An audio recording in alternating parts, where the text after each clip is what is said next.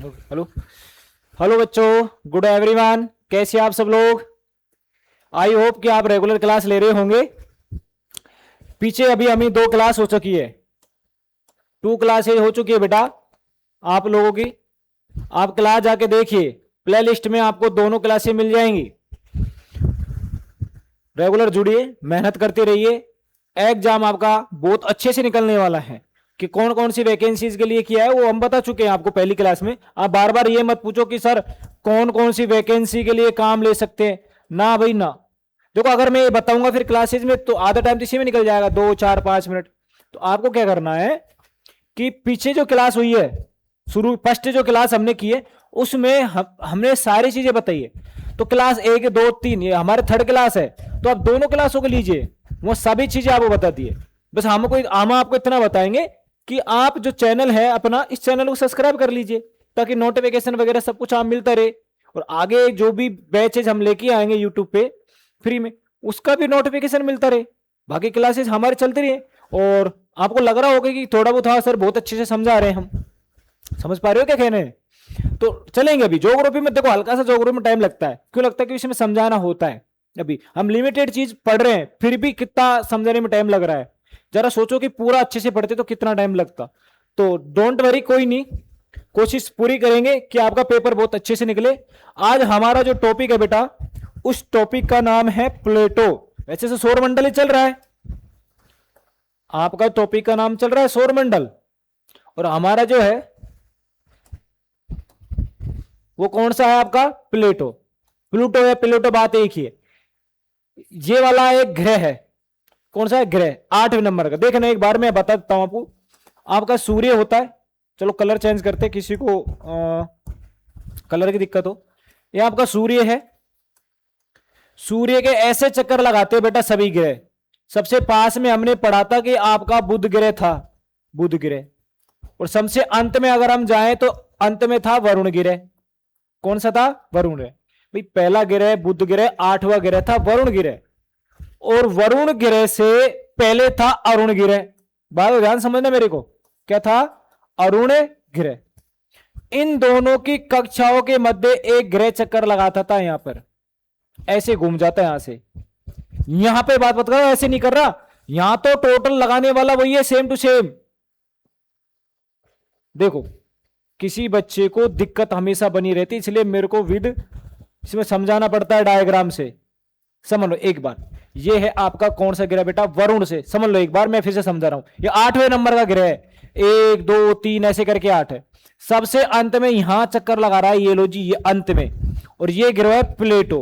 लेकिन ये ऐसे नहीं लगाता है जैसे आप समझ रहे हो, ये ऐसे नहीं लगाते। फिर कैसे लगाता है सर, ये बीच में घुसता है दूसरे की कक्षा में। अरे आजा रे, ये वरुण है। ये बेटा यहां से हल्का सा ऐसे घूम जाता है यहां से। अरे इसको क्या हुआ, देखो यहां हल्का सा जाने के बाद ऐसे घूम जाता है। और यहां तुम्हारा है अरुण, कौन सा है, अरुण।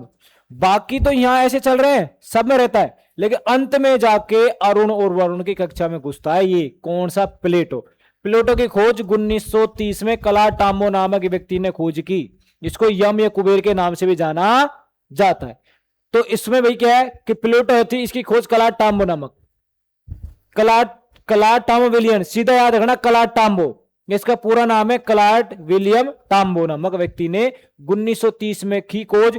और नया ग्रह बना दिया, 9वां नंबर का ग्रह। कितने नंबर का, 9वां नंबर का ग्रह थे भाई, ठीक है। जो 24 अगस्त 2006 से पहले ग्रहों की संख्या 9 थी, लेकिन वर्तमान में ये बौना ग्रह, कैसे समझना, 1930 में खोज कर दी गई। और 2006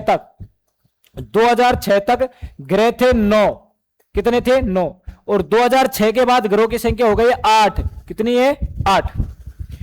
मैं एक है ना ये चाह रहा हूं, इसका अगर पूरे का निचोड़ अगर निकाले तो मेरी बात को बड़े गौर से ध्यान से सुनना। मैं एक बार में पूरा डाउट क्लियर करने वाला हूं यहां से तुम्हारा, सारे इधर देखना ध्यान से। ये सूर्य है और अंतिम में है तुम्हारा पी फॉर प्लेटो। ये लो जी, सबसे अंत में लगा रहा है सूर्य की परिक्रमा, लगा दी। यहां तक तो किसी को परेशानी नहीं है। ये 9वां नंबर का ग्रह मैंने बोल दिया, लेकिन ग्रहों की खोज हो रही थी तो अंत में लास्ट में यही खोजा गया 1930 में बेटा जी, कब, 1930 में। और इससे पहले यहां वरुण है, कौन है, वरुण। वरुण से पहले अरुण, और ऐसे करते करते आपको बताया बीएसपी एमबीएस एवी।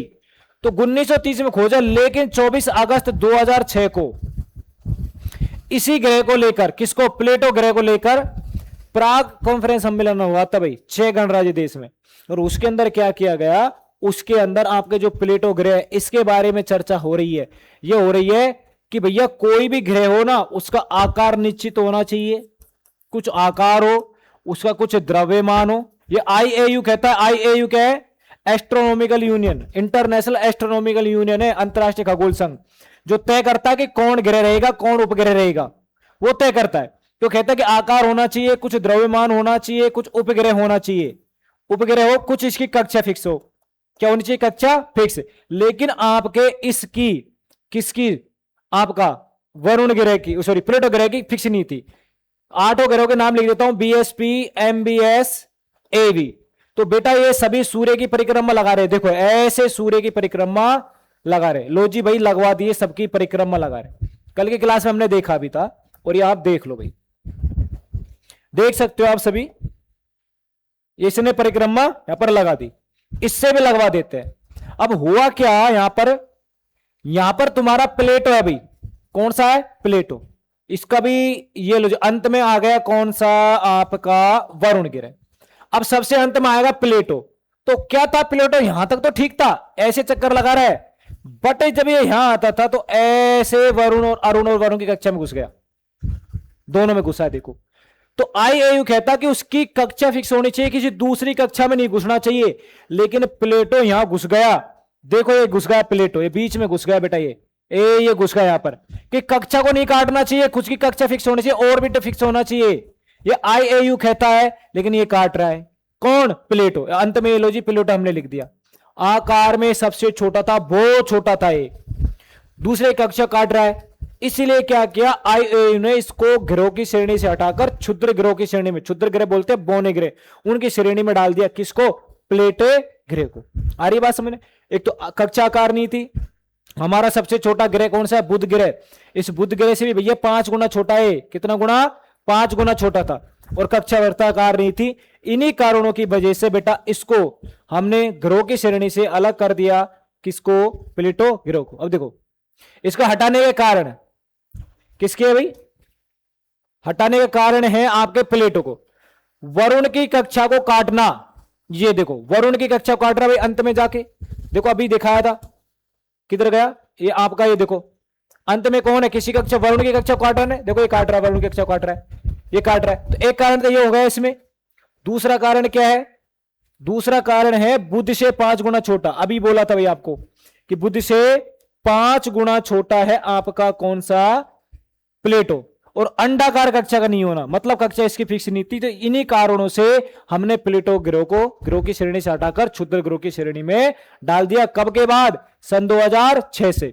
तो आपको बताना है, स्टार्टिंग में 9 ग्रह थे, कितने थे, 9, और वर्तमान में कितने, 8। लेकिन 9 कब तक थे, तो आपके 2006 तक थे भाई। कब तक, 6 तक। That's all clear. चले आगे, तो चलते भाई। तो देखो अब आ गया आपका बुध ग्रह। कौन से ग्रह बेटा, बुध ग्रह। वापिस से एक बार मैं आपसे चाहता हूं कि वो सी ट्रिक को वापिस से बोल दीजिए मेरे साथ। क्या थी, बीएसपी, एमबीएस और आपका एवी। बुध ग्रह, शुक्र ग्रह, पृथ्वी, मंगल, बृहस्पति, शनि, अरुण और वरुण, 8 ग्रह टोटल ग्रह। और सबसे पास में कौन सा ग्रह है, बुध ग्रह। कौन सा ग्रह, बुध ग्रह। तो नंबर 1 सूर्य की परिक्रमा सबसे पहले करेगा। इस पे सूर्य पास में, तो प्रकाश में ज्यादा जाएगा कि नहीं जाएगा भाई, बिल्कुल देखो, बिल्कुल पास में, बिल्कुल जाएगा, बिल्कुल पास में जाएगा। तो अधिकांश सूर्य का प्रकाश है कौन से ग्रह घेरता है, बुध ग्रह। आकार में सबसे छोटा हो गया। सूर्य की परिक्रमा सबसे पहले करता है। सूर्य प्रकाश सबसे ज्यादा आता है किस पर, बुध ग्रह पर। तो सौर मंडल का सबसे छोटा ग्रह, सौर मंडल का भाई, जिससे सौर मंडल बन रहा है, ये पूरा सूर्य हो जिसके अंदर ग्रह उपग्रह हो, तो जो सौर मंडल बनेगा, सोलर सिस्टम बन रहा है। तो जो इनमें सबसे छोटा, यही हमने लिखा था आकार के आधार पर, तो सौर मंडल का सबसे छोटा हो गया। इसमें ये मैं सोच रहा कि सर ये सौर मंडल बोला, आपने बोला कि ग्रहों में सबसे छोटा, ग्रह में बोल दो, सौर मंडल बोल दो, बात ये की है। दूसरे नंबर का सबसे गर्म ग्रह, कल बताया था कि ये सबसे पास में गर्म होना चाहिए थे, ये बट सबसे गर्म ग्रह कौन सा है? शुक्र ग्रह। क्यों? क्योंकि बेटा इस पर CO2 गैस पाई जाती है जो तापमान बढ़ाने में सहायक है। वैसा होना चाहिए तो एक्चुअल में अगर देखें तो बुध, लेकिन बुध नहीं है। कौन सा है भैया? शुक्र ग्रह पहला सबसे गर्म है, दूसरा है बुध ग्रह। इसलिए हमने यहां पर लिखा है कि दूसरे नंबर का लार्जेस्ट गर्म ग्रह। अब गर्म है तो चमकेगा, क्या है? चमकेगा, इसलिए चमकीला ग्रह भी कहते हैं। सूर्य के सबसे निकट है, देख लो भाई, सूर्य के सबसे निकट है। सर्वाधिक तापांतर ग्रह, ये क्या है? ये इसलिए ध्यान से देखो इधर, आपको देखो, जैसे कि तुम मान लीजिए बेटा, ये थोड़ी देर के लिए मान लीजिए बुध है, ये क्या है? बुध। और मैंने बेटा ये बना दिया तुम्हारा सूर्य। ध्यान से देखना रे, अगर मैं इस सूर्य के पास में इसको रख दूं, ये आपका माउस थोड़ी देर के लिए बुध ग्रह मानो, अगर सूर्य अगर प्रकाश देगा, ऐसे प्रकाश देगा, तो इस पर चारों तरफ आ जाएगा। छोटा सा तो है ही, इसके चारों तरफ प्रकाश आ जाता है। किसके ऊपर आ जाता है? आपके बुध ग्रह पर। तो बुध ग्रह पर चारों तरफ रहता है, तो इसलिए गर्म रहता है, लेकिन स्लो भी बहुत घूमता है अपने अक्ष पर, ऐसे घूमेगा, बहुत स्लो घूमता है। तो दिन और रात का तापमान बहुत अंतर आ जाता है। जो दिन है, दिन वो बेटा क्योंकि स्लो स्लो घूम रहा है, तो दिन में पहुंच जाता है 427 डिग्री दिन का है टेम्परेचर, और रात में चला जाता है माइनस में, लगभग 173 डिग्री माइनस में। तो दिन और रात का टेम्परेचर बेटा कितना होता है? 600 डिग्री। जोड़ के देख लो आप लोग, 600 डिग्री टेम्परेचर, यानी ताप अंतर में सब सर्वाधिक ताप अंतर मिलेगा 600। इसलिए ये लिखा है कि सर्वाधिक जो ताप अंतर पाया जाता है वो आपका कौन सा ग्रह है? मरकरी, यानी बुध ग्रह। एक उपग्रह नहीं है, उपग्रह जैसे आपकी पृथ्वी है। कौन है बेटा? पृथ्वी। सभी जानते हो ना पृथ्वी को। तो हमारी पृथ्वी पर, सॉरी, हमारी पृथ्वी का क्या है? एक उपग्रह, जिसे हम चंद्रमा नाम देते हैं। क्या नाम देते हैं? चंद्रमा। लेकिन अगर बात करें किसकी? बुध ग्रह की, तो ये बुध ग्रह है, सॉरी ऐसा ना दे, ये आपका B4 बुध ग्रह। इसके चारों तरफ अगर कोई उपग्रह घुमाना है, देखो जैसे सूर्य है, ध्यान सुनना, सूर्य के चारों तरफ कोई अगर ग्रह चक्कर लगा रहा है, कोई पिंड लगा रहा है, उसे बोल दिया ग्रह। और इस ग्रह के भी अगर कोई दूसरा लगा रहा है तो उसे बोलेंगे उपग्रह। उपग्रह मतलब ग्रह के जो पिंड लगा रहा है उसे उपग्रह का नाम दिया जाता है। तो बुध ग्रह के कोई भी पिंड ऐसा नहीं है कि इसके चारों तरफ चक्कर लगा रहा हो, तो इसलिए इसका कोई उपग्रह नहीं है, इसका भी नहीं है। और इसके बाद जस्ट शुक्र ग्रह, उसका भी कोई उपग्रह नहीं है। यानी याद रखने के लिए ऐसे रख सकते हो कि BSP, MBS, AB के अंदर दो छोटे ग्रह हैं जो सूर्य के पास है, वो ऐसे समझ लो कि उनके कोई संतान है ही नहीं है, ना कोई उनके कोई उपग्रह है ही नहीं है, शुक्र के और आपके बुध ग्रह के। चुंबकीय गुण पाया जाता भाई इसमें, चुंबकित होता है। कौन सा ग्रह? आपका बुध ग्रह। वैसे इसको सर्वाधिक अक्षांश वाला ग्रह भी कहा जाता है। जैसे पृथ्वी पर अक्षांश होता है ना, काल्पनिक रेखाएं, सर्वाधिक जो पाई जाती है वो आपके बुध ग्रह पर पाई जाती है। ठीक है भाई, चलो जी आगे आ गया आपका शुक्र। कौन आ गया बेटा? शुक्र ग्रह। अभी बोला था कि भाई सबसे गर्म ग्रहों की श्रेणी में आता है शुक्र ग्रह, क्योंकि गर्म बहुत ज्यादा कोई चीज होती है जो चमकने लगती है, और इतना चमकता है कि ये हमें सुबह और शाम को नजर आता है। इसलिए इसे आपका सुबह व सांझ का तारा, morning star and evening star के नाम से जाना जाता है। कौन सा ग्रह? शुक्र ग्रह। इसके भी कोई उपग्रह नहीं है भाई, इसके क्या नहीं है बेटा जी? इसके कोई उपग्रह नहीं है, उपग्रह नहीं है कोई, इसके कोई सैटेलाइट नहीं है, उपग्रह नहीं है। कौन से ग्रह का? आपके इसी ग्रह का।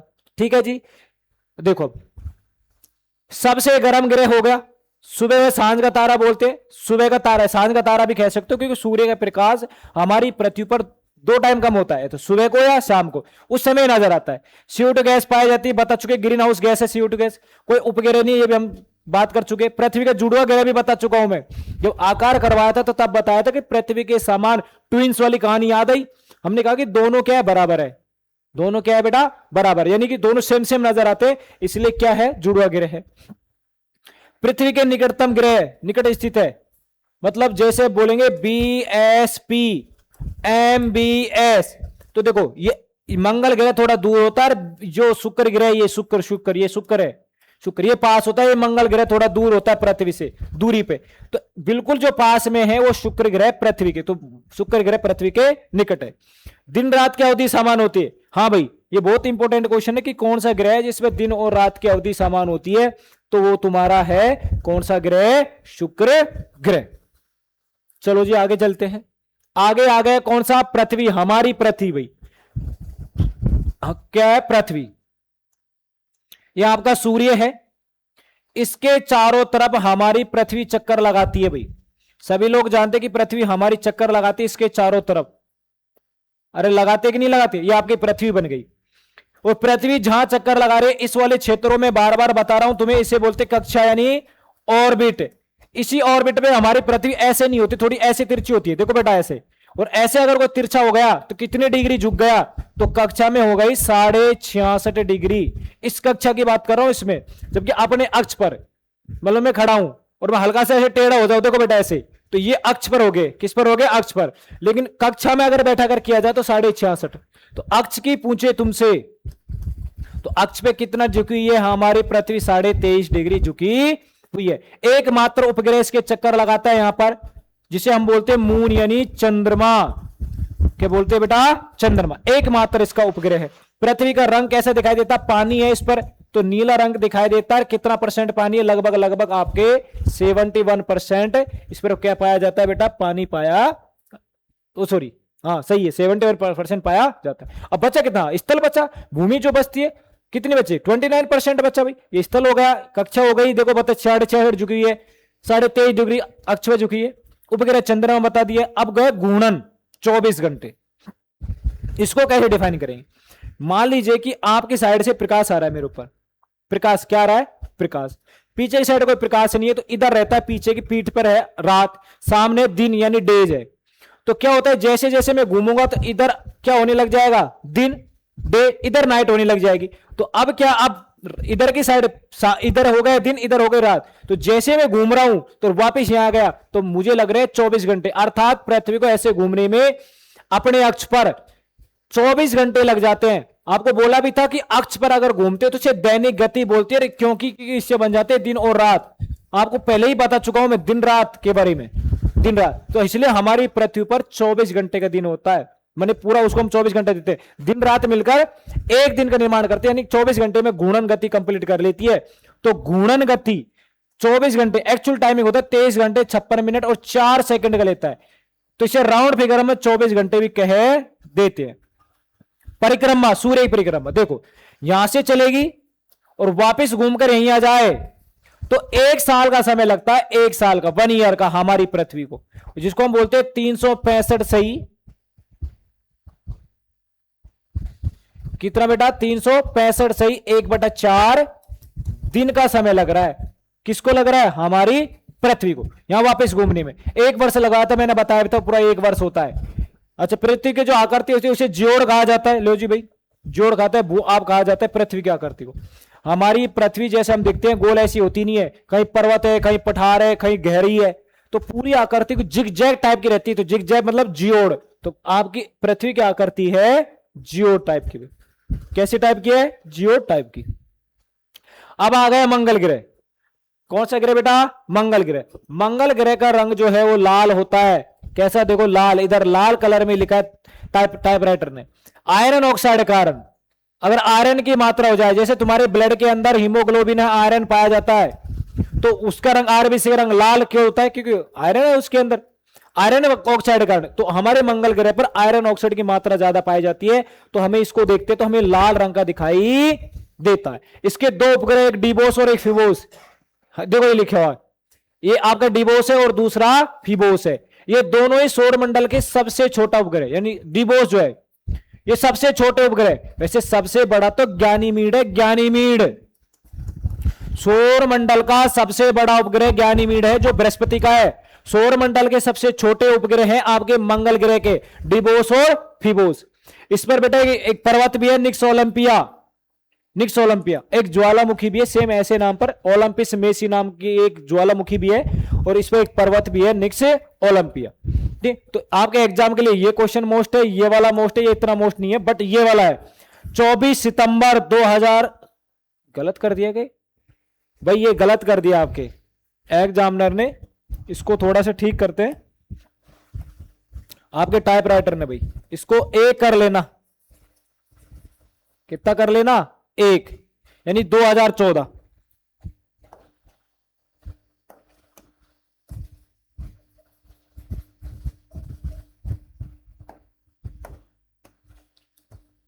अब ठीक है, 24 सितंबर सन 2014 को मंगल ग्रह पर मंगलयान भेजा गया। आपने एक मूवी देखी होगी मंगल मिशन, जिसमें आपका वो हीरो रहता है, क्या नाम, अक्षय कुमार और विद्या बालन। मूवी देखी होगी आप लोगों ने। वो जो मूवी है वो इसी पर बनी है, आपके मंगलयान पर, जो आपको 2014 में हमने भेजा था। एकमात्र देश इंडिया ऐसा था जिसने प्रथम प्रयास में मंगल ग्रह पर यान भेज दिया। जैसे अमेरिका जैसा देश 3 4 बार उसको टाइम लगाया, जर्मनी जैसे 9 बार में सफल हुआ। हम इंडियन ऐसे थे जो एक बार में ही मंगल ग्रह पर यान भेज दिया था, उसका नाम था मंगलयान। मंगल ग्रह पर जीवन की संभावना is the very important question, exam में आने लायक है कि कौन सा ऐसा ग्रह है जिसे पृथ्वी के बाद जीवन की संभावना बताई जा रही है, वहां पर लाइफ हो सकती है, लाइफ। तो बेटा जी कौन सा है तुम्हारा मंगल ग्रह। और मंगल ग्रह का रंग कैसा है, लाल लाल लाल रंग का दिखाई देता है जी। ठीक है, आगे चलते भाई बृहस्पति ग्रह। कौन सा, बृहस्पति। आकार में सबसे बड़ा था, उधर लिखवा दिया भाई, आकार में सबसे बड़ा ग्रह, आकार में बड़ा, सभी ग्रहों में बड़ा है। रंग भी इसका आपको लिखवाया था पीला है। इसका सबसे बड़ा उपग्रह का नाम लिखाया था ज्ञानीमीड, अभी थोड़ी देर पहले, ज्ञानीमीड भाई। तो ज्ञानीमीड सौरमंडल का सबसे बड़ा उपग्रह, ये इसी का ही नहीं है ज्ञानीमीड, ये ज्ञानीमीड इसका पूरे के पूरे सौर मंडल का सबसे बड़े उपग्रहों की श्रेणी में आता है ज्ञानीमीड। और आपको यह भी बता देता हूं मैं, ये जो ज्ञानीमीड है ना, हमारा सबसे छोटा उपग्रह का नाम क्या है, बुध ग्रह, उससे भी बड़ा है। कौन, आपका ज्ञानीमीड, इतना बड़ा है भाई साहब। सबसे तेज अपनी धुरी पर घूमने वाला ग्रह, धुरी का मतलब है कि अपने अक्ष पर, जैसे कि इधर मैं बोल रहा हूं अक्ष का दूरी होता है, ऐसे घूमकर वापिस आ गया, यानी कि ये घूम जाता है अपना घूर्णन। जैसे हमारी पृथ्वी 24 घंटे में करती है ना, 24 घंटे लेती है, वैसे मात्र 10 घंटे का टाइमिंग लेता है। तुम्हारी भाषा में बोले तो एक दिन 10 घंटे का होता है मात्र। कितने घंटे का, 10 घंटे का। हमारे पृथ्वी पर एक दिन 24 घंटे का, इसका कितने घंटे का, 10 घंटे का। इसीलिए तीव्र गति से बोल रहे हैं कि सबसे तीव्र गति से घूर्णन गति में घूमने वाला ग्रह बृहस्पति। अरे नालायक को ट्रिक नहीं बताई आपको, बीएसपी एमबीएस एवी, आपको बोले कि 4 ग्रह इधर बांट दो, आंतरिक ग्रह, रे भाई ग्रह, इनको गैस ही ग्रह खा। अरे हल्के हल्के, इनमें वजन नहीं है, गैस है। गुब्बारे में जैसे गैस भरी होती है बैलून, वैसे हल्के तो तुरंत घूम जाते बड़ी तीव्र गति से, ऐसे फास्टली घूमते, बहुत तीव्र गति से घूमते हैं, ऐसे बहुत तीव्र गति से। तो हल्के बहुत है, हल्के तो घूर्णन गति थोड़ी फास्टली हो जाती है, इनकी घूर्णन गति थोड़ी स्लो होती है। हाइड्रोजन, हीलियम, मैथेन, अमोनिया जैसे बृहस्पति का निर्माण करती हैं। अर्थात कल की क्लास में बताया था कि बृहस्पति ग्रह पर आग की लपटें निकलती है, गहरे गहरे खड्डे जिनसे गहरे निकलती है, अमोनिया, हीलियम वगैरह ये गैसें निकलती है, तुम्हारे बहुत भारी मात्रा में निकलती है, तो इनके अंदर गैसें पाए जाते हैं। तो इन्हीं सभी गैसों का निर्माण है इन पर, ये गैसें सरिटी पाई जा रही है। कौन से ग्रह पर, आपके बृहस्पति ग्रह पर, जो कि आकार में सबसे बड़ा ग्रह है। चलो जी, शनि ग्रह। कौन सा ग्रह भाई, शनि ग्रह। अब देखो क्या है शनि।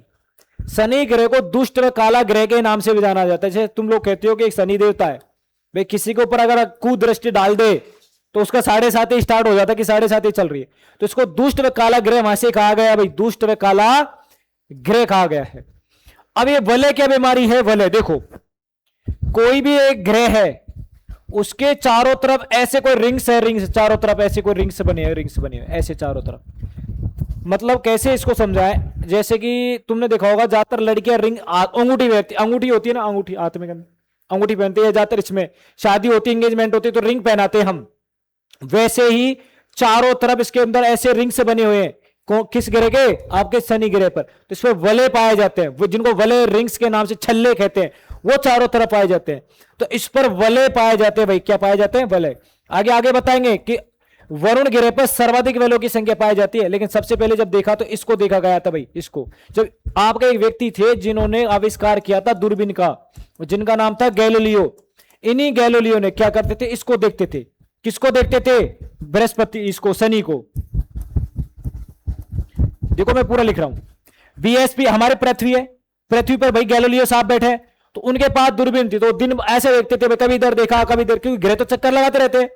तो इन्होंने जब यहां से देखा, किसको देखा, शनि को, शनि ग्रह को देखा, तो इसके चारों तरफ को रिंग्स दिखाई दिए।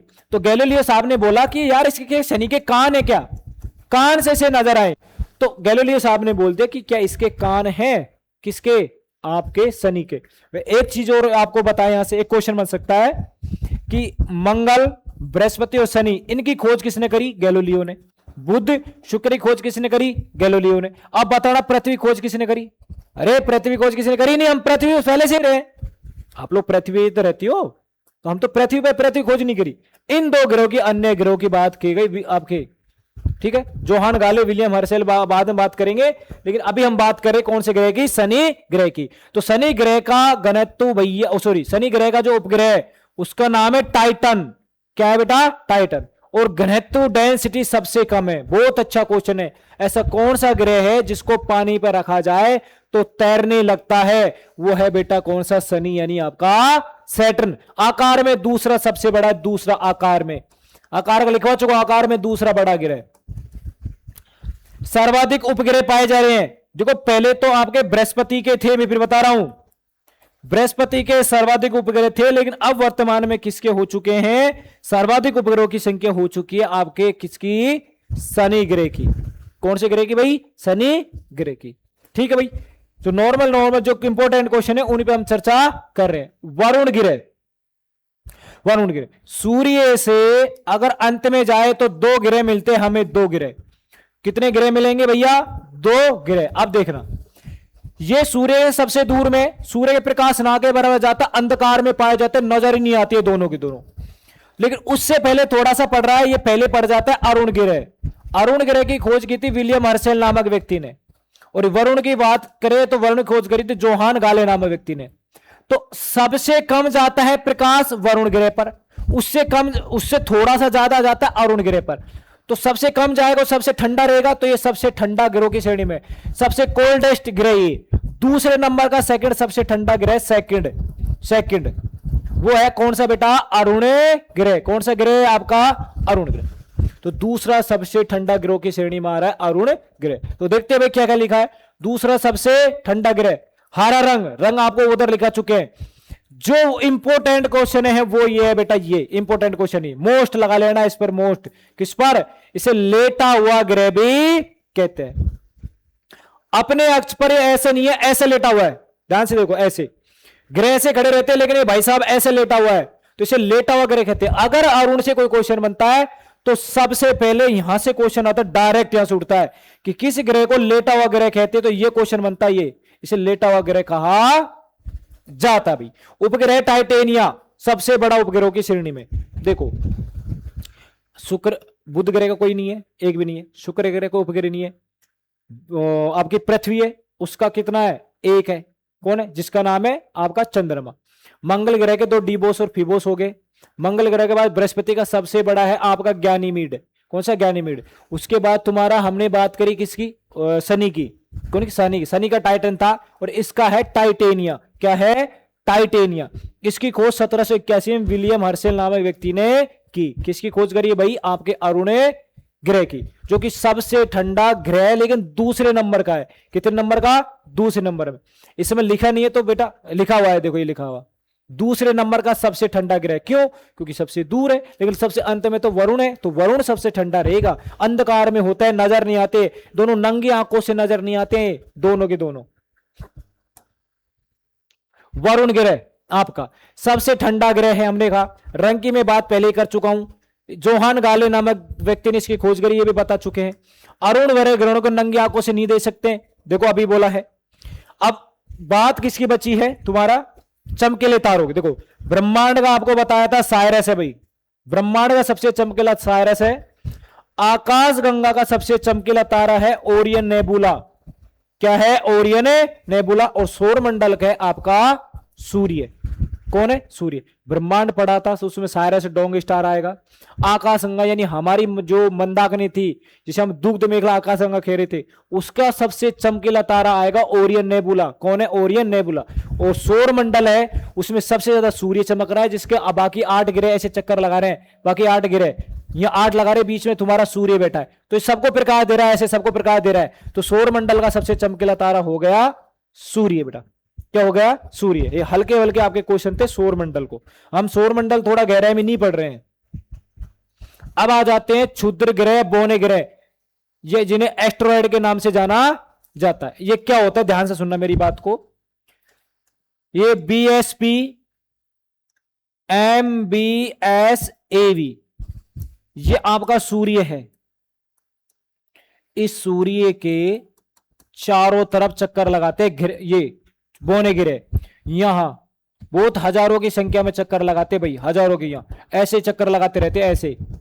ये पिंड मतलब एक वो आपके पिंड है, बहुत भारी मात्रा में रहते हैं, एक साथ घूमते रहते हैं। यानी कि मंगल और बृहस्पति की कक्षाओं के मध्य चक्कर लगा, कुछ पिंड चक्कर लगाते हैं भाई, बहुत भारी मात्रा में चक्कर लगाते हैं और एक पूरे बेल्ट का निर्माण कर लेते हैं। इन्हें हम क्षुद्र ग्रह के नाम से जाना जाता है। दोनों कक्षाओं को ये क्वेश्चन ये बनता है कि क्षुद्र बौने ग्रह जो है वो किन के मध्य चक्कर लगाते हैं, एक तो मंगल ग्रह की कक्षा के और एक बृहस्पति कक्षा के मध्य। इनमें सबसे बड़ा है वो आता है सेरस। सेरस नाम का उपग्रह है जिसकी खोज 1801 में इटली के एक व्यक्ति था जिसका नाम था पियाजी, उसने खोज करी थी, इटली के पियाजी के मध्य करी थी। ठीक है, तो सबसे बड़ा उपग्रह सेरस है। प्लूटो की हम बात कर चुके कि सेकंड नंबर का आ गया है, ये पहले क्या था, एक ग्रह था, 9वां नंबर का ग्रह था, लेकिन वर्तमान में क्षुद्र ग्रहों की श्रेणी में डाल दिया। ये कुछ एक्स्ट्रा मैंने डलवा है। तीसरा मां के मां करिए, यहां से क्वेश्चन कैसे बन सकता है, इन चारों से क्वेश्चन बन सकता है कि निम्नलिखित में से कौन आपका क्षुद्र ग्रह है या कौन सा नहीं है, ये क्वेश्चन बन सकता है, इसलिए चारों को नाम डलवा दिए। वैसे ज्यादातर क्वेश्चन तो यहां से इन दोनों से पूछा जाता है, इन दोनों से भी। ठीक है, मंगल और बृहस्पति की कक्षाओं के मध्य चक्कर लगाते हैं, ये हो गया। इन्हें हम नंगी आंखों से नहीं देख सकते, is the very important question. इन्हें नंगी आंखों, वो छोटे होते हैं एस्टेरॉइड, नंगी आंखों से नजर नहीं आते, लेकिन एक फोर वेस्ट होगा अपवाद, देखो ये फोर वेस्ट अपवाद, अपवाद तो सब जगह मिलते हैं और इसे हम नंगी आंखों से देख सकते हैं भाई। इधर लगा नंगी आंख से, नंगी आंख से मतलब बिना सूक्ष्मदर्शी के, बिना टेलीस्कोप जो होता है दूरबीन जिसको बोलते हैं आप, उसको बिना करे ऐसे देख सकते हैं। हमारे जो स्पेस साइंटिस्ट होते हैं उन्हें पता होता है कि भाई ये चक्कर यहां लगा रहा है, अब हमें उसके बारे में इतना नॉलेज नहीं है कि उसकी पोजीशन कहां है, वरना अगर हमें पता हो तो हम भी उसको देख सकते हैं डायरेक्ट। तो इसको देख सकते हैं, किसको, फोर वेस्टर नामक क्षुद्र ग्रह भाई, ये एकमात्र अपवाद है, अपवाद, ये देख सकते हैं। आगे है धूमकेतु, ऐसे पुच्छल तारा कहते हैं भाई, धूमकेतु। ठीक है, हेली नामक धूमकेतु 76 वर्षों में एक बार दिखाई देते हैं और 1976 में एक बार दिखाई दिया है। चलो इसको मैं थोड़ा समझा देता हूं। होता क्या है, सूर्य है और सूर्य हमें हमेशा प्रकाश देता है, क्या देता है बेटा, प्रकाश। ये लो जी भाई प्रकाश दे रहा है। तो क्या हुआ कि कुछ धूल कण गैसों का ऐसा पुंज होता है जो सूर्य के पास आता है, धूल कण गैसों का एक पुंज है बेटा, ध्यान से देखना रे चारे के चारे, धूल कण गैसों का एक पुंज होता है,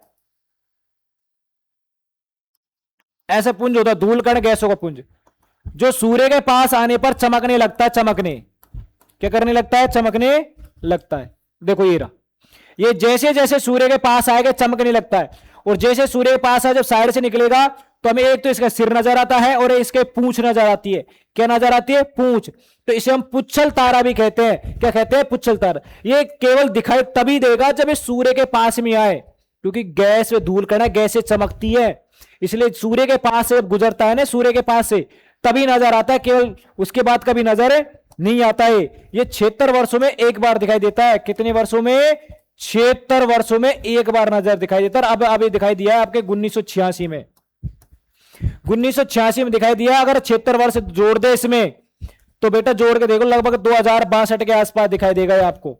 कब, 2062 में, लगभग 62 ही आएगा ना भाई, नहीं है तो जोड़ के देख लो भाई, किसी को अगर दिक्कत है तो 2062 ही आ रहा है ना। यानी कि यहां दिखाई दिया था ये 33वीं बार और यहां दिखाई देगा 34वीं बार। अब जो जिंदा रहेगा 62 तक वो देख सकेगा, वरना कोई नहीं देख सकेगा। किसको, ये धूमकेतु बोलते हैं, इन्हें पुच्छल तारा भी कहते हैं, पुच्छल तारा। क्यों, क्योंकि इसका एक पूंछ नजर आती है, यहां पर एक पूंछ, ये पूंछ सी नजर आती, इन्हें धूमकेतु के नाम से जाना जाता है, धूमकेतु, जो 76 वर्षों में एक बार दिखाई देते हैं। और जो दिखाई दिया था उसका नाम था हेली नामक धूमकेतु। और उसी चीज का हमने यहां पर भैया डाला है, 2-3 लाइन का क्वेश्चन डाला है, ये क्वेश्चन बनता है। धूमकेतु इन्हें पुच्छल तारे के नाम से जाना जाता है, पुच्छल तारा कहते हैं। हेली नामक धूमकेतु 76 वर्षों में, देखो भाई 76, हेली हेली, ये हेली है भाई, हेली नामक धूमकेतु 76 वर्षों में, और कब दिखाई दिया, 1986 में। अब 2062 में दिखाई देगा, कब देगा, 62 में दिखाई देगा। आ रही मेरी बात समझ में, यहां से केवल 1 लाइनर क्वेश्चन बनता है धूमकेतुओं से। अब है आपके तारे यानी स्टार्स। क्या है? स्टार। तारे क्या होते हैं एक बार मैं थोड़ा बताता हूं। मैं तारों के बारे में तुम्हें बता भी दिया था। सूर्य नाभिकीय संलयन अभिक्रिया करते हैं, वैसे भी तारे भी नाभिकीय अभिसंलयन कर अभी नाभिकीय संलयन अभिक्रिया करते हैं। मैं बार बार बता रहा हूं, नाभिकीय संलयन अभिक्रिया जिसमें नाभिक जुड़े और नाभिक टूटे उसको होता है नाभिकीय विखंडन। क्या होते हैं? नाभिकीय विखंडन। तो सूर्य नाभिकीय संलयन अभिक्रिया के द्वारा ऊर्जा प्राप्त करते हैं, प्रकाश देता है। वैसे तारे नाभिकीय संलयन के द्वारा ही ऊर्जा प्राप्त करते हैं। क्या करते हैं? ऊर्जा, और चमकने लगते हैं। जब तारे चमकते हैं तो कुछ ऐसे नजर देखे हमने। देखो हाइड्रोजन हीलियम मतलब चमक गया फिर छोड़ दिया, हाइड्रोजन हीलियम में ऐसे चमक गया, जब ऐसे करते रहते हैं। और जब हमें नजर आते हैं तो हमें ऐसे लगता है कुछ हिलते हिलते से ऊपर नीचे दिखाई देते हैं। किस कारण? ये इसे बोलते हैं प्रकाश का अपवर्तन। क्या बोलेंगे? प्रकाश का अपवर्तन के कारण दिखाई देते हैं। वैसे अगर तारों में बात करें बड़े छोटे की, तो अब तक सबसे बड़ा ब्रह्मांड हो गया था जिसका नाम था इप्सिलॉन औरंगी। इसमें मेंशन किया होगा ब्रह्मांड का सबसे बड़ा तारा इप्सिलॉन औरंगी। कौन सा? इप्सिलॉन औरंगी। देखो आपको एक मजेदार बात बताऊं, हमारा जो पृथ्वी है, पृथ्वी, उस पृथ्वी से सूर्य 13 लाख गुना बड़ा है बेटा। किससे? 13 लाख, पृथ्वी से। यानी मैं कहूं 13 लाख पृथ्वी इकट्ठी कर लूं तो एक सूर्य का निर्माण होगा। किसका? एक सूर्य का निर्माण। और अगर मुझे एप्सिलॉन औरंगी तारा बनाना है तो मुझे 27 लाख सूर्य इकट्ठे करने पड़ेंगे। मतलब 27 लाख सूर्य समा सकते, इतना बड़ा तारा है। कौन? एप्सिलॉन औरंगी। इसलिए आपको पहली क्लास में बताया था कि तारे वगैरह पिंडे ये कुछ भी नहीं है, बड़े बड़े। हमारा सौरमंडल तो एक बच्चा है, बहुत बड़े बड़े पिंड ब्रह्मांड में घूम रहे हैं। तो जरा सोचो कि अगर पृथ्वी को अगर इस ऑप्शन औरंगी तारे में बैठा कितनी पृथ्वी चाहिए, तो भैया 13 लाख गुणा 27 लाख कर दो, आपके सामने निकल कर आ जाएगा रेशो। तो 27 लाख सूर्य इकट्ठे करूंगा तब एक इप्सिलॉन तारा बढ़ेगा। ब्रह्मांड का इतना बड़ा तारा खोजा गया, ये सबसे बड़ा तारा है। बड़ा चमकीला पूछे तो साइरस बताई दिया तुम्हें। साइरस सबसे चमकीला तारा साइरस।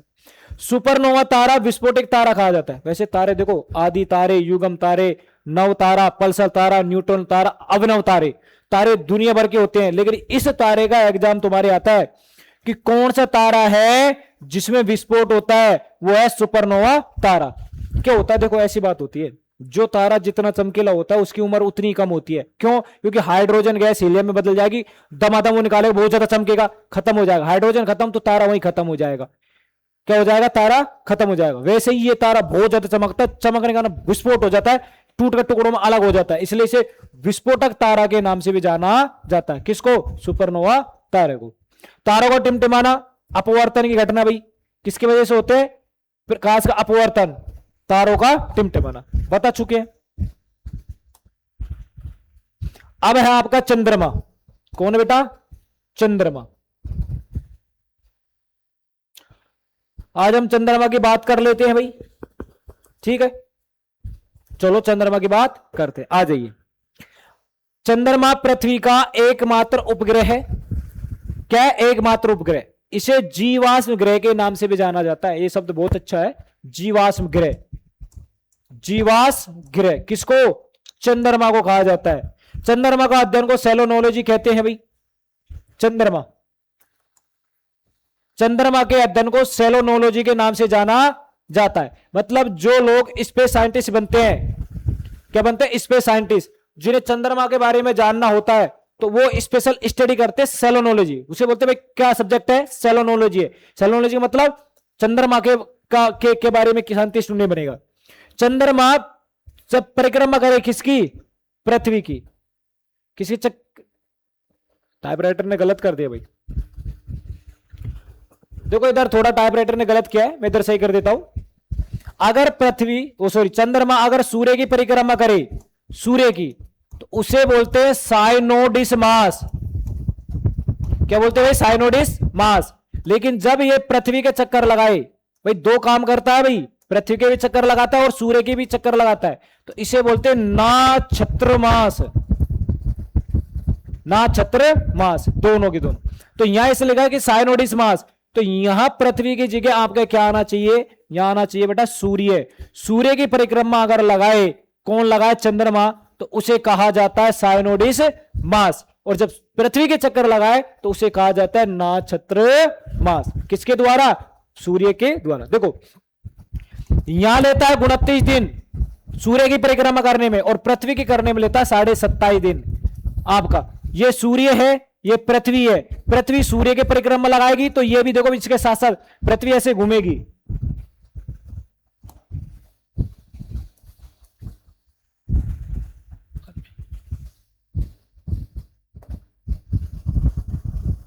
ठीक है सर, नहीं पेन तो इसको थोड़ा करना चाहिए था। देखो चलो इधर समझाते, इधर देख लो, है ना, स्लाइड में दिक्कत आ रही है। इधर देखो भाई, ये सूर्य है, ये पृथ्वी है, और ये आपका ये पृथ्वी हो गया, यहाँ चंद्रमा हो गया, ये चंद्रमा यानी मून हो गया, यहाँ चक्कर लगा रहे। ठीक है, इधर देखो, अगर इसके चक्कर करवाए हम, इसको देखो, ये आपकी पृथ्वी है भाई, ये भी पृथ्वी, गोल वाली पृथ्वी, इसको भूल जाना, ये इसको तुम इसको समझ रहे हो कि क्या है, ये वाला, इसको हटा देना थोड़ी देर के लिए। ये मान लो कि गोल पृथ्वी है, चंद्रमा, अगर ये इसके चक्कर लगा रहा है, अरे देखो, अगर ये ऐसे पृथ्वी चक्कर लगा रहे तो चंद्रमा भी तो लगाएगा ना भाई, साथ साथ चक्कर। देखो ऐसे चक्कर लगाएगा, दोनों दोनों लगाते हैं, तो जब सूर्य के चक्कर लगाता है चंद्रमा तो साइन ओडिस माह 29.5 दिन, और पृथ्वी के भी लगाता रहता है, ऐसे घूमते रहता है साथ साथ। किसके चक्कर लगाए भाई, आपका ये ऐसे लगाता रहता है, इस पे इसके ऐसे, यहां भी ऐसे लगाएगा साथ साथ, तो इसे बोले नक्षत्रमा 29.5 दिन में चक्कर लगाता है। तो वही बात हम आपको ये समझाने की कोशिश कर रहे हैं, किसके बारे में, कि जब ये चक्कर लगाए सूर्य, पृथ्वी के और चंद्रमा के। ये क्लियर बातें समझ में आ गई। अब है चंद्रमा का प्रकाश पृथ्वी पर, ये बच्चे को पता होता है। किसका पता होता है, आपके बच्चे को पता होता है कि आपका जो चंद्रमा का प्रकाश है वो 1 मिनट और 30 सेकंड, लगभग बोले तो 90 सेकंड में आपका पृथ्वी पर आ जाता है चंद्रमा का प्रकाश। कैसे आएगा, सूर्य का प्रकाश जाएगा चंद्रमा पर, और चंद्रमा से परावर्तन के पास, रिफ्लेक्शन के बाद वापस पृथ्वी पर आता है। तो हमें पृथ्वी से, चंद्रमा के और पृथ्वी के मध्य जो समय लग रहा है वो लग रहा है 1.5 मिनट का, यानी 1 मिनट और 30 सेकंड का। चंद्रमा पृथ्वी के मध्य अधिकतम दूरी होती है, उसे अपभू कहते हैं, लगभग सभी बच्चों को पता होता है, अपभू कहते हैं। और न्यूनतम दूरी को बोलते हैं उपभू। क्या बोलेंगे, उपभू बोलते हैं। कैसे, ये पृथ्वी है, ये आपका मून है चंद्रमा, ये कुछ ऐसे चक्कर लगा रहा है, जब यहां हो अधिकतम दूरी अपभू और ये न्यूनतम दूरी हो उसे बोलते हैं उपभू। आगे बात समझ में, और कुछ क्या रह जाता है भाई इसमें समझने के लिए आज के लिए। एक चंद्रमा और पृथ्वी के मध्य दूरी 3,64,365 किलोमीटर दूरी होती है, चूंकि पता होना चाहिए, लेकिन एग्जाम में ना के बराबर आता है भाई। अपभू उपभू से क्वेश्चन आते हैं। यह क्वेश्चन जरूर होता है कि चंद्रमा पर सबसे पहले कौन व्यक्ति गया था, तो नील आर्मस्ट्रॉन्ग, अमेरिका के थे भाई नील आर्मस्ट्रॉन्ग, 21 जुलाई 1969 गए थे भाई। वैसे तो 3 व्यक्ति थे, नील आर्मस्ट्रॉन्ग, एडविन एल्ड्रिन थे और कॉलिन, ये 3 व्यक्ति गए थे। लेकिन चंद्रमा पर जिस व्यक्ति पहले निकला बाहर वो यही था तुम्हारा नील आर्मस्ट्रॉन्ग। ठीक है, 21 जुलाई 1969 को ये लोग गए थे। अब कुछ भारत के बारे में बात कर लेते। हमने क्या किया, चंद्रयान फर्स्ट भेजा भाई, चंद्रयान फर्स्ट, और 22 अक्टूबर 2008 को भेजा था ये प्रथम चंद्रयान फर्स्ट को। सेकंड वाला भेजा था 22 जुलाई 2019 को, जो कि फेल हो गया था। फेल मतलब अंतिम क्षण में जाकर औंधा गिर गया था। इसकी जो रेडिएशन निकल रही वो चंद्रमा की सतह पे जा रही थी। अगर ये सीधा गिरता तो हम इसको ऑपरेटर कर लेते और दुनिया का फिर से हमें एक इतिहास रचते, जैसे मंगल ग्रह पर रचा कि दुनिया का पहला ऐसा देश था विपरीत कक्षा में इसको भेज रहे थे। मतलब कैसे, एक गाड़ी इधर से आ रही, एक गाड़ी इधर से आ रही, तो दोनों अगर भिड़ेगी तो कितना भयंकर टक्कर होगी। तो ऐसे चंद्रमा ऐसे घूम रहा है, चंद्रमा ऐसे घूम रहा है, देखो ऐसे समझो बेटा, चंद्रमा ऐसे घूम रहा है ऐसे, और हमने क्या किया कि लैंड यहां से करवा रहे हैं इधर से, तो भिड़ंत होगी कि नहीं होगी। अगर ये ऐसे घूमता रहता तो इसके पास में भिड़ंत नहीं होगी। एक गाड़ी ऐसे जा रही है, एक पीछे से ठोक दिया पीछे से, तो उसमें थोड़ा सा कम नुकसान होने की संभावना है। लेकिन एक गाड़ी आगे से एक पीछे से आ रही, तो आपको पता कितनी भयंकर रूप से टक्कर होने वाली, दुर्घटना कितनी खतरनाक होगी। तो हम लोग वही कर रहे थे, विपरीत उतार रहे थे, ऐसे घूर्णन कर रहा है और भैया सामने से हम लेके आ रहे हैं ऐसे, तो विपरीत कक्षा में उतार रहे थे। अंतिम क्षण में हुआ क्या, ये यान ऐसे जा रहा है और ये मून है मून, तो अंतिम क्षण में जाना ऐसा चाहिए, लेकिन थोड़ा सा ये चेंज हो गया इसका, और उसकी वजह से मिशन फेल हो गया आपका चंद्रयान सेकंड ने। वर्ल्ड का फिर से इंडिया एक ऐसा देश बन जाता जो कीर्तिमान रचने में काम होता, कब, 2019 में। अब कुछ उत्तरी गोलार्ध और दक्षिणी गोलार्ध है भाई, पृथ्वी के अंदर दोनों चीजें होती है। देखो वैसे तुम लोग कहते हो कि सबसे बड़ा दिन और सबसे छोटी रात, हर कोई बोलेगा भाई 21 जून को सबसे बड़ा दिन होता है और 22 दिसंबर को सबसे बड़ी रात होती है। 21 जून को देखो, यहां लिखा है, इसमें नहीं लिखा होगा, 21 जून को लिखो सबसे बड़ा दिन 21 जून को, और तुम बोलते हो कि 22 दिसंबर को सबसे बड़ी रात होती है। ठीक है, कब? 22 दिसंबर को। यहां लिखा है सबसे छोटी, लेकिन इसके पीछे रीजन है रिगार्डिंग। कैसे? मैं दोनों को लिख देता हूं। 21 जून को हम बचपन से ये याद करते आ रहे हैं, 22 दिसंबर हम कहते हैं यहां तो दिन बड़ा होता है और यहां रात बड़ी होती है। ऐसा क्यों है? क्या रीजन है बेटा? दो गोलार्ध होते हैं, दो, एक उत्तरी गोलार्ध और एक दक्षिणी गोलार्ध। ऐसे इसमें दिन और रात कब बड़े होंगे और इसमें दिन और रात कब बड़े होंगे? ये पृथ्वी के बीचों बीच में एक रेखा जाती है जिसे बोलते हैं भूमध्य रेखा, विषुवत रेखा, इसे कहा जाता है, इसे 0 डिग्री अक्षांश रेखा कहा जाता है।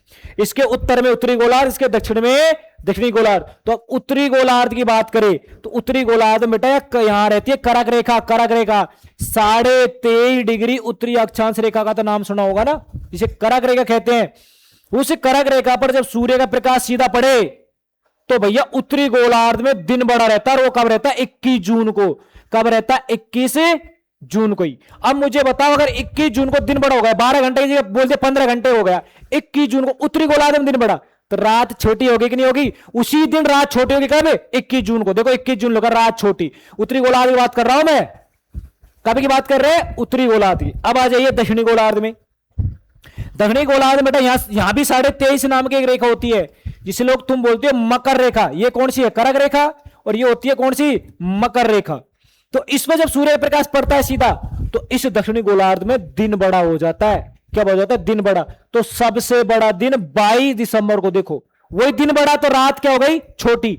तो दक्षिणी गोलार्ध में रात छोटी होती है, रात छोटी। अब तुम कहोगे सर ये हमने 22 दिसंबर वाला पढ़ा है, ये क्या लॉजिक है? इसका उल्टा होता है। उल्टा कैसे होता है? अगर यहां सबसे बड़ा दिन हो रहा है इस वाले में, ऊपर वाले में, या 21 जून को दिन बड़ा हो गया, दिन बड़ा क्या हो गया? दिन। तो बेटा इसका जस्ट उल्टा नीचे जाना पड़ेगा। यानी ये दिन बड़ा है तो यहां भी रात बड़ी हो जाएगी। ऊपर वाले में दिन बड़ा तो निचले वाले में भी रात बड़ी रहेगी दक्षिणी गोलार्ध में। ये कंफ्यूजन होगा अब तुम्हें। रुको एक सेकंड, रुक जाओ। ये दो गोलार्ध है, हो गया। हम भारतवासी रहते हैं इस वाले क्षेत्र में, क्योंकि हम उत्तरी गोलार्ध और पूर्वी देशांतर में रहते हैं, उत्तरी अक्षांश से पूरी इस वाले क्षेत्र में रहते हैं। तो हम केवल इसी का याद रखते हैं और हमें मतलब नहीं है, यहां भारत देश है। हम केवल 21 जून को याद रखते हैं और हम बोल देते हैं कि दिन बड़ा। दिन क्या हो गया? बड़ा। बस इतना हमें इससे मतलब है, हमें मतलब नहीं रखते। और एक मतलब रख देते हैं 22 दिसंबर को। क्या 22 दिसंबर को भाई क्या रात हो जाती है? रात बड़ी। ऐसे क्यों हो जाती है? कि उसके पीछे यही लॉजिक है, क्योंकि यहां करक रेखा भारत के बीचों बीच से गुजर रही है। तो यहां हम 21 जून का दिन तो हमें पता है कि दिन इतना बड़ा हो जाता, दिन बड़ा कर दिया। तो कॉमन सेंस है यार, रॉकेट साइंस नहीं है। अगर दिन बड़ा हो तो 24 घंटे का दिन होता है, तो रात ऑटोमेटिक छोटी हो जाएगी। तो इसी दिन रात भी क्या हो गई? छोटी। इसमें होना क्या है? लेकिन यह प्रोसेस केवल उत्तरी गोलार्ध की बात कर रहा हूं मैं, इसी वाले की। इस रेखा के उत्तर में देखो, इस रेखा के उत्तर में, ये भूमध्य रेखा के उत्तर की बात की कहानी है। अब दक्षिणी गोलार्ध में ये करक रेखा बोल दिया इसको, निचले वाले को बोलता हूं भाई, इसको बोलते हैं मकर रेखा। क्या है? मकर रेखा। इसमें क्या होता है कि यहां पृथ्वी उत्तरायण और दक्षिणायन होती है। एक चैप्टर चलता उत्तरायण और दक्षिणायन। ये दिन बड़ा रात छोटी क्यों होती है, इसका पूरा निचोड़ वहां निकलेगा। संक्रांति, आयनात, करक संक्रांति, मकर संक्रांति, बेटा पूरा 1 से 1.5 घंटे का थोड़ा रहता है। वो आपके वो इतना नहीं आता है, लेकिन आप आपके समझने के लिए इतना करवा सकता हूं। फिर मेरे को पूरा स्ट्रक्चर, पूरा डायग्राम बनाना पड़ेगा, उसमें पूरा 1 घंटे तक बोलना पड़ेगा, तब ये डाउट क्लियर होता है। लेकिन आप तो इतना याद रखना, ये जो कहानी है ना, ये वाली कहानी, ये उत्तरी गोलार्ध की 21 जून की, 21 जून वाली। दक्षिणी में क्या है? ये मकर रेखा पर सूर्य का प्रकाश सीधा पड़ता है, सीधा। तो सीधा पड़ने की वजह से 22 दिसंबर को सीधा पड़ता है। और जब सीधे पड़ेगी तो यहां जो क्षेत्र है वहां दिन बड़ा हो जाता है। क्या हो जाता है? दिन बड़ा। जब दिन बड़ा हो गया तो वही सेम है, रात क्या हो जाएगी? रात हो जाएगी छोटी। क्या हो जाएगी? रात छोटी। अब देखो इधर आओ, लाओ। जो तुम्हारे दिमाग में बीमारी पलती है ना, कौन सी? ये वाली बीमारी पल रही है कि सर ये वाली, हमने तो ये पढ़ा है, ये चला है कि 21 जून को दिन बड़ा और 22 दिसंबर को रात छोटी। ये तो सबको। अब देखो, अगर यहां रात छोटी है और रात को करनी है बड़ी, तो बेटा उत्तरी गोलार्ध में जाना पड़ेगा। कहां? उत्तरी गोलार्ध में। तो 22 दिसंबर को यहां कहां? उत्तरी गोलार्ध की बात कर रहा हूं, इस रेखा के उत्तर में। तो यहां इस उत्तरी गोलार्ध में रात हो जाएगी बड़ी, सबसे बड़ी। सर्दियों में रात बड़ी रहती है, देखा नहीं है, लेकिन यहां गर्मी रहती है दक्षिणी गोलार्ध में उस टाइम। दक्षिणी गोलार्ध में उस टाइम गर्मी रहती है, इसलिए गर्मी दिन बड़ा। तो भैया दिन बड़ा तो रात छोटी, क्यों कर रात? तो दक्षिणी गोलार्ध में रात छोटी है, रात बड़ी करना तो अपोजिट जाना है। क्या जाना है? अपोजिट। यहां दिन बड़ा हो गया 22 दिसंबर को, तो 22 दिसंबर देखो दिन छोटा रहता है कितना? हमारे उत्तरी गोलार्ध में, हम भारतवासी यहां रहते हैं, रहता ही नहीं रहता है, सर्दियों में दिन छोटे से रहते हैं, लेकिन यह दिन बड़ा हो रहा है। यानी कि अगर किसी चीज को बड़ा छोटा करना है तो गोलार्ध चेंज करना पड़ेगा आपको। जो आपको लिखा है वो उत्तरी गोलार्ध दक्षिणी गोलार्ध लिखा है, लेकिन एग्जाम में कुछ ना आते सीधा सीधा सीधा पूछ ले कि दिन बड़ा किस दिन होगा? 21 जून को। रात सबसे बड़ी कब होगी? तो मतलब कब है? 22 दिसंबर को। वो सीधा पूछ रहा है, ये हमारे उत्तरी गोलार्ध के अकॉर्डिंग बता सकते हैं। लेकिन अगर उसने लिख दिया उत्तरी गोलार्ध दक्षिणी गोलार्ध, तो आंसर तो आपको देना अकॉर्डिंग टू किसके? अकॉर्डिंग टू इसके देना उत्तरी गोलार्ध और दक्षिणी गोलार्ध। आई होप कि तुम्हें समझ में आई होगी कि मैं कैसे समझाना चाह रहा हूं। बेटा ये अभी हम केवल नॉर्मल चीजें पढ़ रहे हैं कि जिस दिन अगर पढ़ेंगे ना तो एक एक चीज एक एक 1.5 घंटे में होगी क्लियर, और आप भी कहोगे कि सर क्या पढ़ा रहे हो, क्या प्रैक्टिकल? पूरा प्रैक्टिकल करके हम समझाते हैं, लेकिन हमारी मजबूरी हमें टाइम सिलेबस करना। अभी भी मैं कोशिश कर रहा हूं कि जितना ज्यादा हो सके समझाया जाए, लेकिन अगर और ज्यादा गहराई में गए तो फिर सिलेबस नहीं होगा। सिलेबस भी खींचना है आपको, टाइम में रिवीजन के लिए भी टाइम लेना है, तो इसलिए पीपीटी वगैरह बना के थोड़ा कोशिश कर रहे हैं फास्टली हो जाए। तो आज के लिए इतने रखते हैं भाई। थैंक यू, धन्यवाद।